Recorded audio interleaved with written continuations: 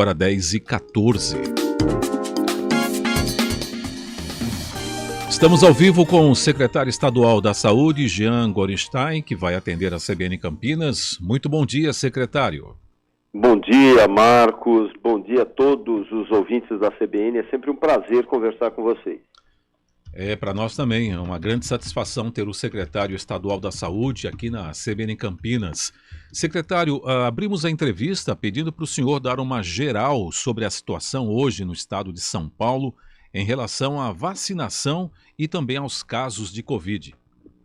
Pois é, nós estamos indo muito bem na vacinação, estamos com quase 98 milhões de doses das vacinas para a nossa população em todas as faixas etárias, estamos com 81,3% da nossa população elegível, portanto, acima de 5 anos, com 81,3% vacinadas com as duas doses, ou seja, estamos bastante avançados, lembrando que para todas as doenças, independente, seja gripe, seja pólio, nós precisamos ter 90% da nossa população vacinada. Portanto, estamos próximos desse número. E quando nós falamos da população infantil, da população exatamente de 5 a 11 anos, nós temos quase 2 milhões e meio de crianças, o número mais correto seriam 2.465.000 crianças,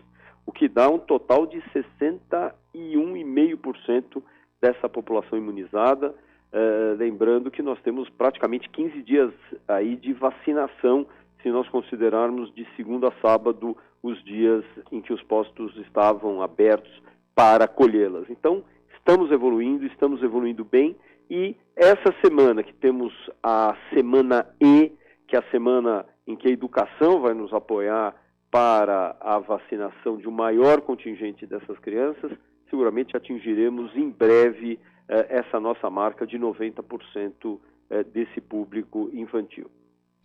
Secretário de Saúde Jean Gorenstein, muito bom dia, obrigado em atender a CBN Campinas, é André Berenguel.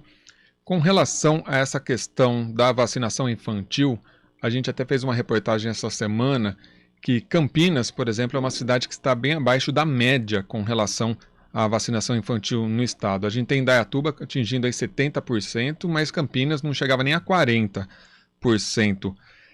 Como o senhor tem avaliado ainda em alguns municípios, né, talvez até no próprio interior, aí com uma certa rejeição por parte dos pais?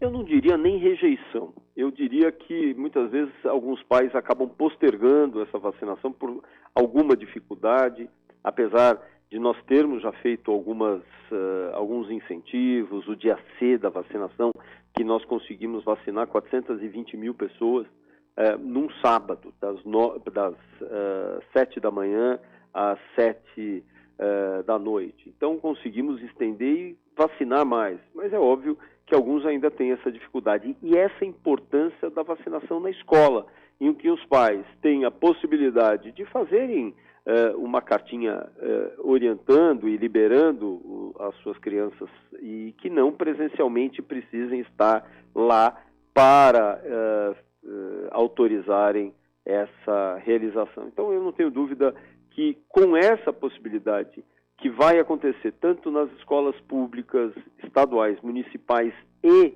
nas privadas, as privadas também têm servido como grandes apoiadoras desse movimento, nós temos sim a possibilidade de alavancar a vacinação e fazer com que alguns municípios que tinham essa dificuldade consigam resgatar uma marca tão importante que é a proteção de crianças. Só para você ter uma ideia, nós tivemos mais de 62% de incremento, de aumento do número de internações nas UTIs pediátricas em decorrência da Covid, especialmente agora pela variante Ômicron. Então, seguramente, vacinar essas crianças é um gesto não só de amor, mas de proteção, que isso acaba sendo extremamente importante no momento que, apesar de nós estarmos arrefecendo os números, a pandemia melhorando em várias regiões do estado, de toda forma nós temos ainda a presença do coronavírus ainda no nosso meio, então é importante nós imunizarmos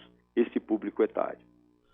Secretário, fale sobre a Semana E de vacinação infantil contra a Covid-19, de 19 a 25 de fevereiro. Sem dúvida.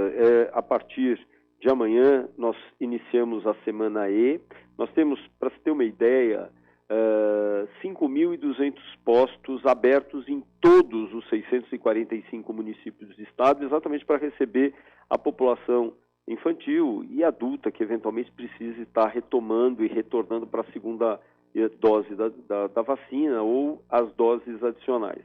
Nesse momento, nós temos esses postos abertos para aceitar e receber praticamente 2 milhões de crianças que ainda faltam receber essa vacina. Então é fundamental que os pais aproveitem esses dias junto com as escolas, como disse, as escolas estaduais, municipais e as próprias instituições privadas terão a possibilidade de vacinar as crianças de 5 a 11 anos e 11 meses, dando assim uma proteção muito mais robusta.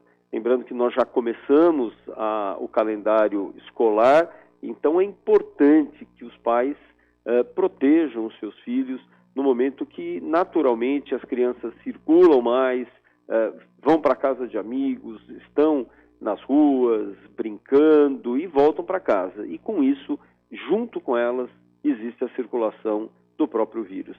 Vacinar é um ato de amor, como disse, e de proteção. Secretário, recentemente, o próprio governador João Dória e posteriormente até dando uma data, né, o coordenador executivo do Centro de Contingência, o Dr. João Gabardo, falou a previsão é a partir do dia 4 de abril, prevê a 4ª dose nos idosos acima de 60 anos. Quanto da terceira dose, havia aquela recomendação por parte do Ministério da Saúde da intercambiabilidade entre as vacinas. O Estado de São Paulo acabou aplicando, se não em sua totalidade, ou a grande maioria desse público, a terceira dose com a Coronavac. A 4ª dose já tem essa definição? Será a Coronavac? Vai haver aí essa intercambiabilidade entre as vacinas? Olha, nós já fizemos para a terceira dose, a dose adicional, 19 milhões e 300 mil doses. Temos ainda, pelo menos, mais 8 milhões de pessoas que poderiam ter feito o uso dessa dose adicional e ainda não fizemos. Então, a nossa prioridade acaba também sendo esse público e lembrando que nós temos um público de 2 milhões e 100 mil pessoas que deveriam ter tomado a segunda dose e não fizeram. Desses, nós temos 1 milhão e 100 que são jovens de 12 a 29 anos, portanto, que sequer estão adequadamente protegidos e imunizados. Então, nós temos esse foco. A partir do dia 4 de fevereiro, começa, portanto, uma 4ª dose. E ela é uma 4ª dose, assim como o próprio Ministério institui, para pacientes que nós chamamos imunodeficientes. Por que nós consideramos o indivíduo idoso imunodeficiente? Porque assim como uma criança, logo de tenra idade, ela ainda está desenvolvendo o seu sistema imunológico, ele é imaturo. No indivíduo idoso, e quanto mais idoso, mais alterações imunológicas ele passa a apresentar, ele envelhece seu sistema imunológico. É o que nós chamamos de imunossenescência. E é por isso que a 4ª dose, ela visa não apenas incrementar a produção de anticorpos, que são proteínas específicas na produção de proteção contra o vírus, mas manter por um período mais prolongado.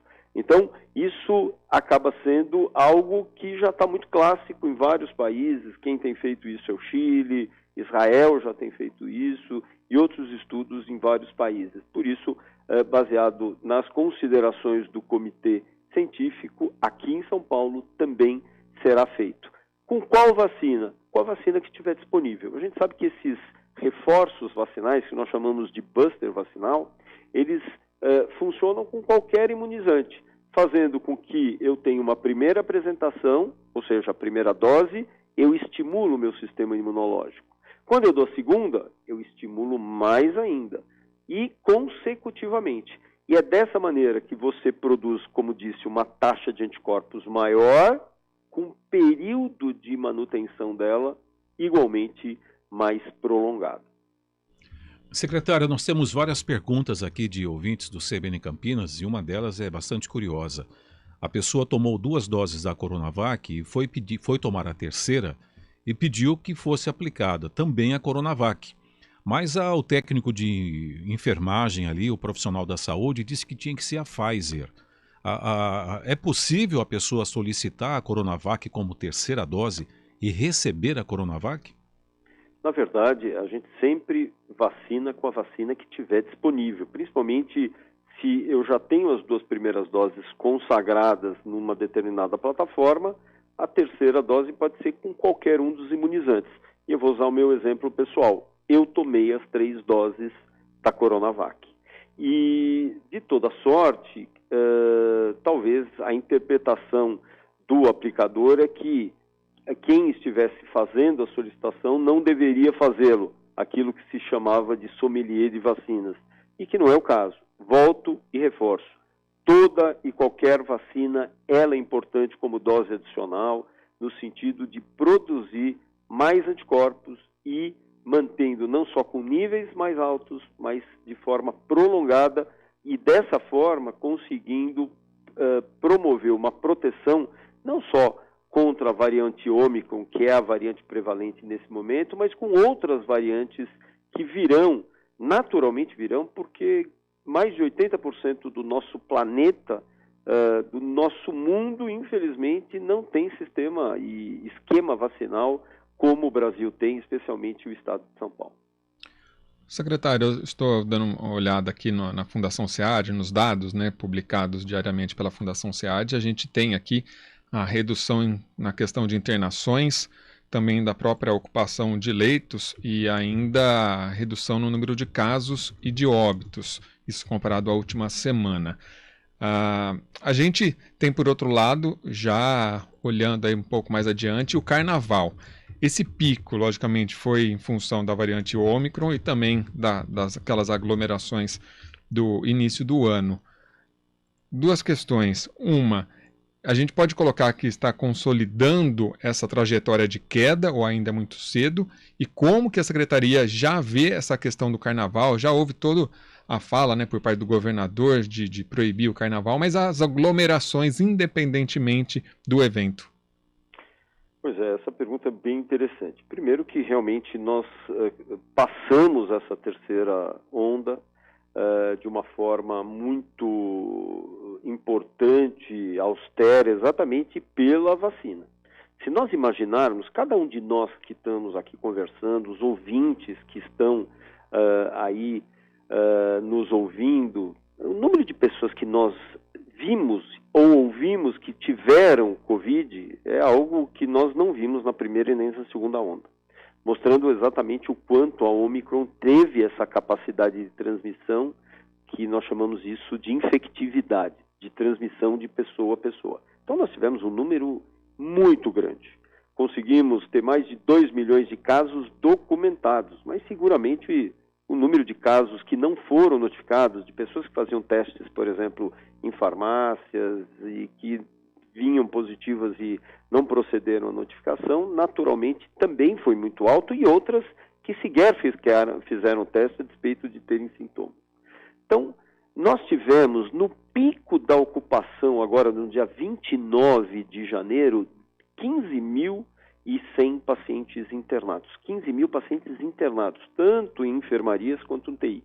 4.100 nas UTIs, ou seja, para se imaginar, nós tivemos no pico da segunda onda, em abril do ano passado, logo no início de abril, no dia 3 e 4 de abril, nós estávamos só nas UTIs com 15.150. Quer dizer, o que eu tinha internado no hospital, somando enfermaria e UTI, eu só tinha nas UTIs. E, ou seja, proporcionalmente ao número de casos, esse número de casos foi muito menor. E nós tivemos muito mais pacientes internados nas enfermarias com casos mais leves, com internações menos graves, do que nós tivemos na primeira e na segunda onda, mostrando o impacto da proteção da vacina. Então, isso acabou fazendo com que a proteção fosse maior, a disseminação acabou estimulando proteção também da população com reforço da sua imunidade, e nós estamos com aproximadamente 20% de queda semanal do número de internações, mostrando claramente uma consolidação, uma queda robusta e consolidada da pandemia no nosso meio. É claro que nós temos uma atenção para qualquer feriado, independente dele ser carnaval ou não, mas o carnaval a gente viu que aqueles festejos, aquelas comemorações de rua foram postergadas para abril. Mas nesse momento as pessoas têm que estar muito atentas, porque naturalmente vão fazer encontros, convidar amigos, familiares e fazerem pequenas festas dentro dos ambientes domiciliares.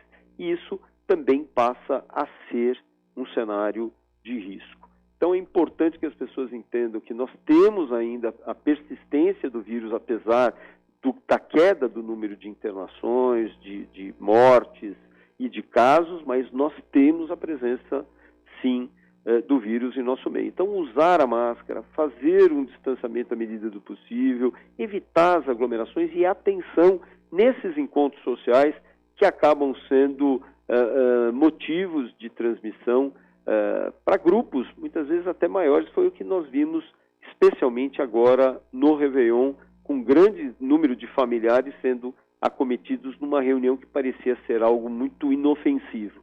Então, tenham essa atenção, tenham esse respeito, continuem se vacinando, que dessa forma nós estaremos, sim, protegidos e retomando a nossa vida com muita tranquilidade. Secretário, só mais uma pergunta. O senhor teria aí os números de não vacinados ou com apenas uma dose no estado de São Paulo, e o que está sendo feito para levar estas pessoas aos postos de vacinação? Normalmente nós temos os dados daqueles que tomaram a primeira dose e não foram para a segunda, ou tomaram a segunda e não foram para a dose adicional ou terceira dose. O número de não vacinados, ele acaba sendo com desvios padrões, exatamente porque nós temos muitas dessas pessoas que foram consideradas não vacinadas, o fizeram em outros países, por exemplo, e acabam então tendo o que nós chamamos de distócia de informações. Então, de toda forma, nós temos sim uma grande parte da nossa população, 97,89% da nossa população, se a gente então for considerar assim, com pelo menos uma dose da vacina. Então, se a gente considerar, nós temos praticamente 2% dos nossos 46 milhões de pessoas não vacinadas no nosso meio. Se a gente considerar acima de 18, são 35 milhões, consideramos 700 mil pessoas não vacinadas. Mas volto e reforço, esse número ele pode não ser um número verídico, que, como disse, muitas dessas pessoas fizeram a imunização fora do nosso país, e então esse quantitativo pode ser bem menor do que esse estimado. O senhor gostaria de acrescentar mais alguma informação ao ouvinte da CBN Campinas, secretário? Eu acho que a gente tem que agradecer. A gente sempre pediu muito ao longo de toda essa pandemia e a gente nunca teve a oportunidade de estar juntos aqui agradecendo o empenho da população. Do empenho da população em atender todos aqueles chamados dos faseamentos do Plano São Paulo, de tomarem a vacina. São Paulo é um case de sucesso, é um caso de sucesso na velocidade da vacinação, apesar de informações que muitas vezes desestimulavam pessoas a vacinarem, se vacinarem ou vacinarem seus familiares e filhos. Mesmo assim, nós estamos vencendo. Então, esse apoio da população foi extremamente importante, merece o nosso agradecimento, que não existe estado, existe município, existem as regiões, e é isso que integra a todos nós, as atitudes do Estado junto com aquilo que é feito nos municípios e nas regiões. Então eu quero agradecer inclusive o papel da própria CBN, da imprensa de forma geral, mas no caso a CBN, em trazer notícias verídicas, em orientar de forma digna e ética a nossa população, e estamos vencendo. Isso é algo que nos deixa muito felizes. Conversamos com o secretário estadual da Saúde, Jean Gorenstein. Muito obrigado, secretário, pela entrevista e um bom dia. Muito obrigado, eu que agradeço a oportunidade e um grande abraço a todos. Obrigado, 10h34. Repórter CBN.